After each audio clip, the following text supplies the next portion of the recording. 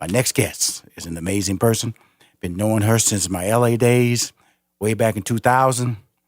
And she's one of the premier management and production companies for family and faith-inspired content. Check this out. Her current production slate is certainly impressive, with 2 shows on air, The Next Big Thing, BET, and Love and Listen, VH1, 2 Lifetime movies, Victoria Gotti, My Father's Daughter, February, which was this year, and The Clark Sisters, which I interviewed, and she says early 2020. Caught a keen eye for must-see TV program, has 7 major networks anteing up. Okay, now, first of all, Rushion does not have one show on TV. They clamoring for her abilities. Please welcome good friend, long time. Been so long since I've talked to her because she has one of the best laughs in Hollywood. Please welcome to Money Making Conversation, producer extraordinaire, Holly Carter. Hi. Hey, Big Timer, how you doing? Big time.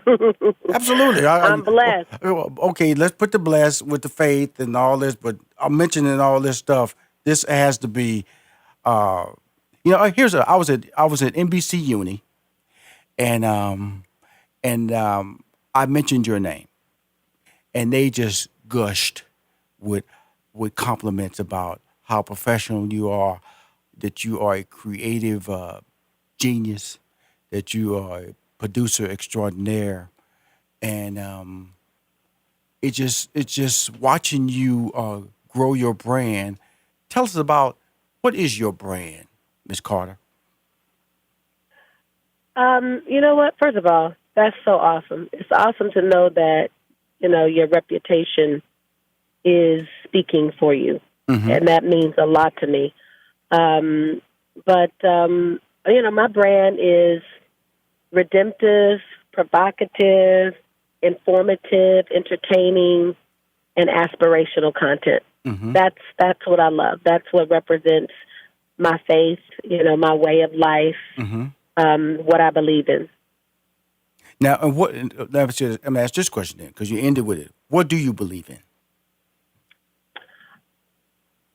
In terms of my faith? Well, you say your aspiration, your faith, and what you believe in. That was a lead off into something else besides. Is it all tied to faith? Is it believed in the storytelling that you want to tell, or is it the people you want to have a relationship with when you're producing these type of shows? What is that all tied to? I guess I apologize for that confusing question, but that's what I'm extending it beyond where you ended it, because it's all about relationships, correct? Got it. Yeah. I believe in relationships that God allows us to create, cultivate, maintain, because, relationships are key. And, some relationships are seasonal, regional, and then there's some for a lifetime. And, I thank God for the wisdom to know the difference in the three. Right. Seasonal, regional, and for a lifetime. There you go. On point. Just trying to educate my audience to understand how you are deriving your concept. Because people approach me all the time with creative ideas. I can make a lot of money with this, Rushion. Okay, I got it. But what's the basis of it? What's the plan? What talents attached to this? And so one of the things that I always enjoyed doing was the Merge Summit. Are you still doing the Merge Summits? Oh, yes. We're going into year 11 next year.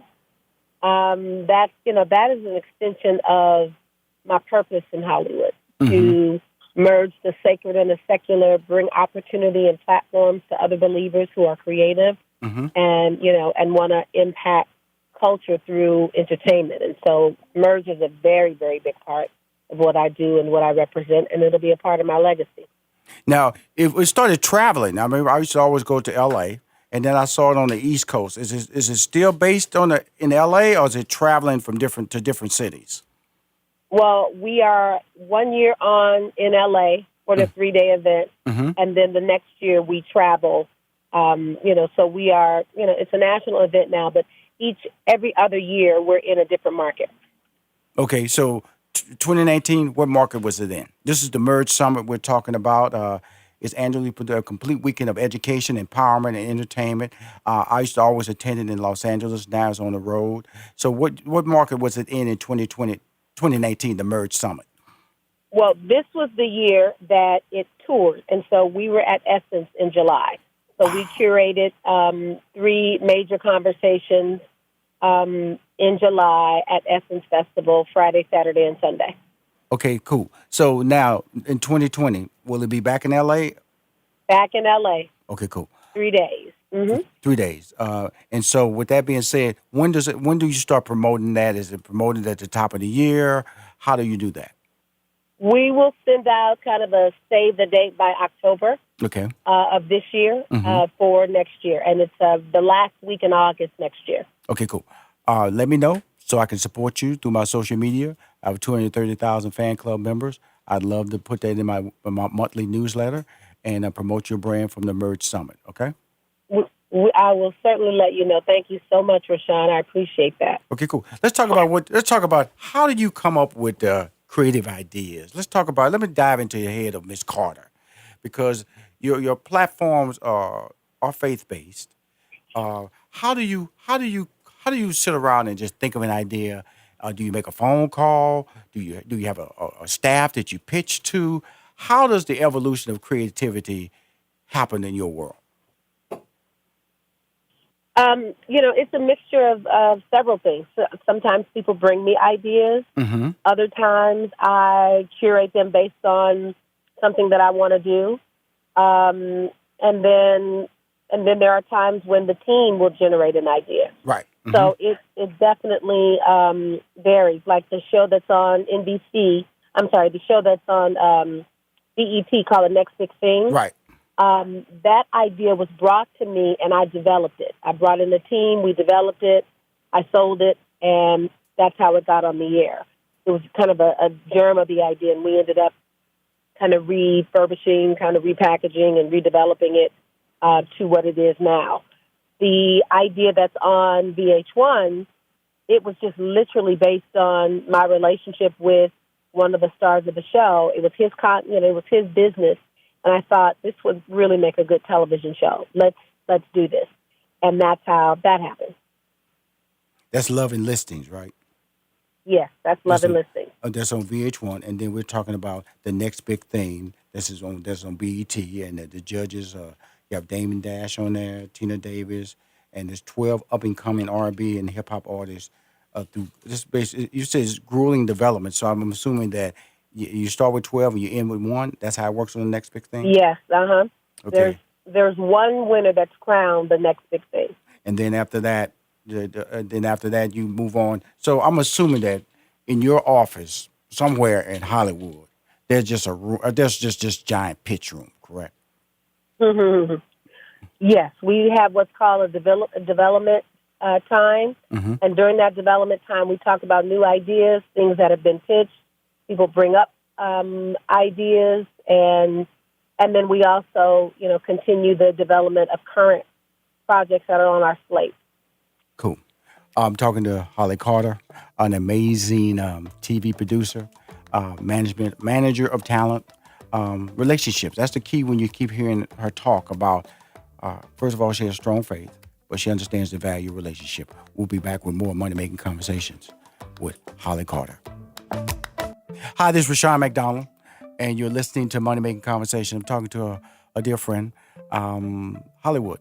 It's interesting about when you go on a journey of life. You have ups and downs, and you try to figure out your path, because sometimes you think your path is headed in one direction. You think you have the relationship that's going to carry you to the end, and all of a sudden throw a big curve. What happens when that curve is thrown your way? What happens when you didn't see it coming? How do you plan for that? How do you avoid that? And I say the way you avoid that is by having multiple streams of income. So if somebody tells you they don't like the way you get up that day, then you can tell them, no worries, I'm good. And so I always tell people multiple streams of income is the key to be able to have some form of control in your life. So you constantly have to produce. You constantly have to be creative. You constantly have to say that I'm not done. You can't rely on the same joke or the same trick move to get you out there. Otherwise, they'll stop coming to you because they say, oh, she does that type of production. Oh, she does that. My guest, Holly Carter, is that versatile person that I'm talking about. You look at her slate of programming, and it's all different. Miss Carter, how do you accomplish that task of being so unique being so versatile? Well, in this day and age, you have to be versatile. You can't just do one thing, and you never know where you're going to find the light. When you look at Love and Listings and Next Big Thing, they are both a little different from what I've done in the past, from the Preachers franchise to the Shears to Fix My Choir. Those things, they're very different. They're young, they're millennial, they're a little more edgy, but at the end of the day, there's still redemptive opportunity in both shows, and that's a part of my brand. But you have to be versatile. Now that doesn't mean you've got to do everything. I do believe though you have to be versatile in order to keep up with culture, and I'm very centered on pop culture and how I want to make a difference there. What are you most proud of that you're doing currently or you have done? You know what? I would say I'm really proud of the Clark Sisters movie because it took me almost 15 years to bring that to pass. And because what it represents to the black church culture, because this family is iconic. And to be able to bring this to the forefront, to the light, has been a big, big blessing for me. I mean, I'm proud of all of my shows. I'm excited about everything I'm working on. But because that took so long, and because what I know it means to the black church culture, it makes me extra proud. When you say that, the black church culture, the faith culture, that would I be wrong in saying that puts additional pressure on the stories and how you tell it, because you're dealing with brands that you can't play with their brands. This is the church. It's tied to a faith that they've cultivated over the years. Does that put extra pressure on how you produce their products? Oh, absolutely. Yeah, because it's like serving multiple masters. You got to serve the family, you've got to serve the network, and you've got to serve the audience. So it's pressure, all right. And that's why I was looking at reading just the byline about your company. Multifaceted entertainment company specializing in talent partnerships, brand development, and television film production. The thing I lean on is that talent partnership. What exactly does that mean when you say that? I have a sense of what that is. I just want you to just detail it a little bit more to my audience. Talent partnership, because that's what we just talked about when you're dealing with people who have strong value branded relationships. And you can't mess with it. You can't play it. You can't fudge it. You can't go Hollywood on it, because guess what? They have to go back out into that culture and extend their careers to the next level. Right. Well, it literally means, partnering with the talent to move an idea forward, a book forward, a brand concept forward, whatever is on their heart that they are passionate about, and we partner, we come together, then that my job is to figure out the right platform, the right partnership for it to move the idea forward. The thing about it that, I asked you that question, Rushion, what are you most proud of? And when I think of Holly, I think of the years I've known you. The thing that I always loved about you was the Merge Summit.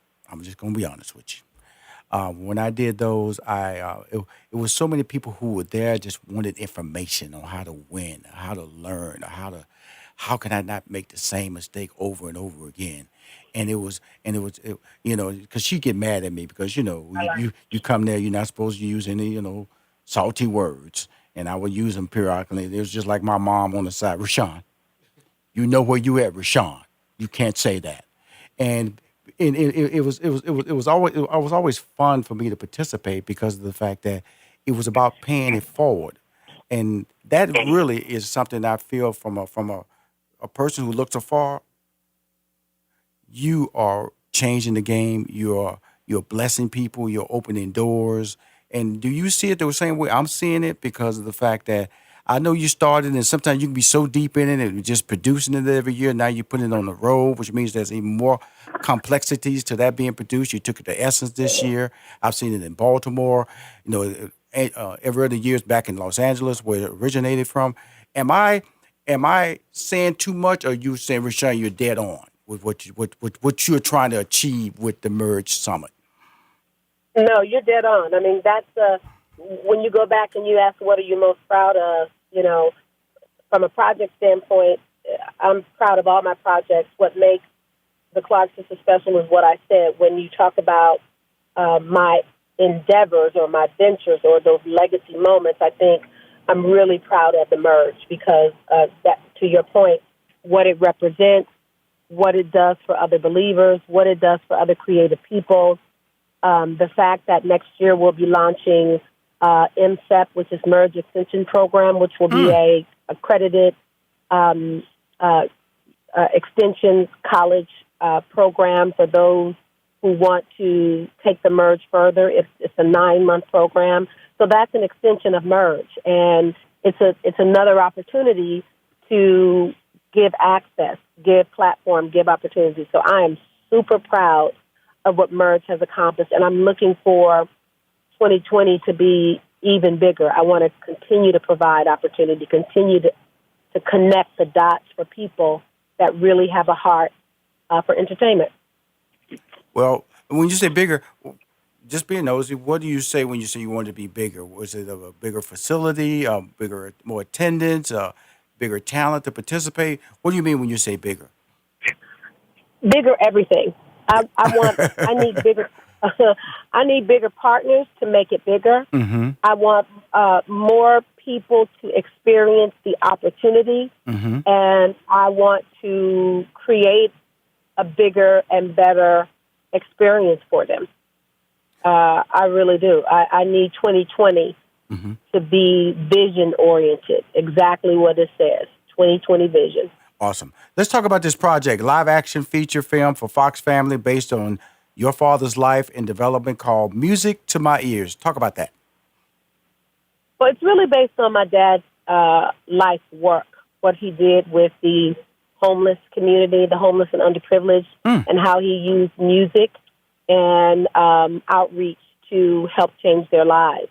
And so Devon Franklin and I are doing this together at Fox Family. We are now at the stages of a new script, and hopefully we will land this plane by the end of the year and be ready to go into production next year. And now is it going to be a time period piece? Is it going to be set in current time? No. Mm-hmm. It's really a sister act meets sing, with angels, mm-hmm, mm-hmm. and it's part live action, and the other part is CGI, and pretty much the CGI piece are the angels, but it's definitely like sister act with angels, and a lot of it takes place in heaven. So it's such a fun story. That's cool. Now let me ask you: when I met you, you were managing talent. Are you managing talent with your agency now, or that's something that you just doing partnerships? No, I only do talent partnerships. My focus is strictly on talent partnerships, and I will manage the projects that I partner with talent. But that traditional day-to-day management, no, I no longer do that. No, sirree. I love it. I love it. Well, my friend, I'm so happy you took the time to come on the show and share your blessings and also share your vision. And believe me, when I spoke your name, the compliments roared from Rockefeller. They roared out, and they would not. They didn't slow down. So keep doing what you're doing, and keep winning. And I appreciate you coming on Money Making Conversations. So awesome. Thank you so much, Rushion.